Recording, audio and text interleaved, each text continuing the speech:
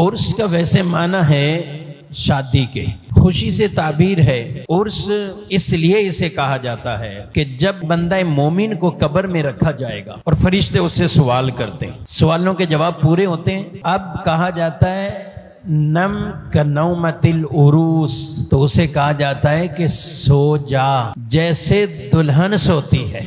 قبر میں جب یہ تینوں سوال ہوتے ہیں اور وہ تینوں کے جواب دے دیتا ہے، من ربک ما دینک ما کنت تقول فی ھذا الرجل، تیرا رب کون، تیرا دین کیا، اور ان ہستی کے بارے میں کیا کہتا تھا، دنیا میں کیا کہتا تھا۔ تو بندہ مومن جب تینوں کے جواب وہ دے دیتا ہے، اب اسے فرشتے کہتے ہیں نم کنومت العروس، دلہن کی طرح سو جا۔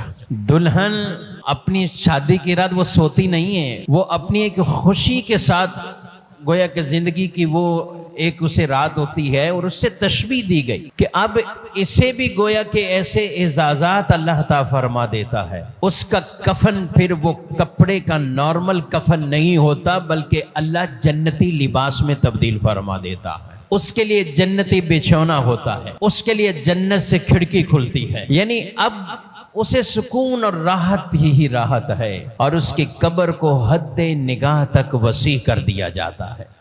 کہا جاتا ہے کہ اب سو جیسے دلہن سوتی ہے۔ تو یہ عروس سے ہی یہ عرس کے جو سلسلے کہ جنہوں نے اپنی زندگیوں کو ایسا گزارا جیسا اللہ نے فرمایا، اللہ کے محبوب نے فرمایا، جب انتقال کرتے ہیں، دنیا سے جاتے ہیں، پردہ کرتے ہیں، اب ان انعامات کے گویا کہ وہ حقدار ہو گئے، کیونکہ انہوں نے اپنی زندگی ایسے گزاری۔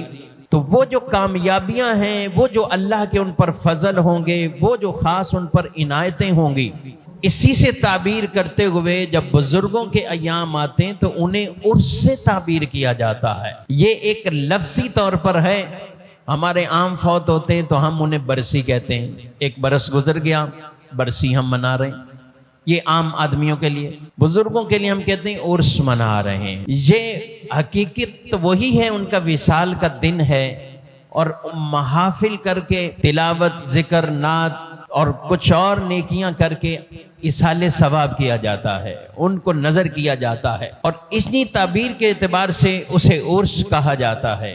مقصد ایک ہے، لفظ مختلف ہوتے ہیں۔ کسی کو آپ کہیں گے بیٹھ جائیں، کسی کو کہیں گے بیٹھو، آمد میں آ گیا، ہاں بیٹھو، بات کرو، کیا کرنا ہے۔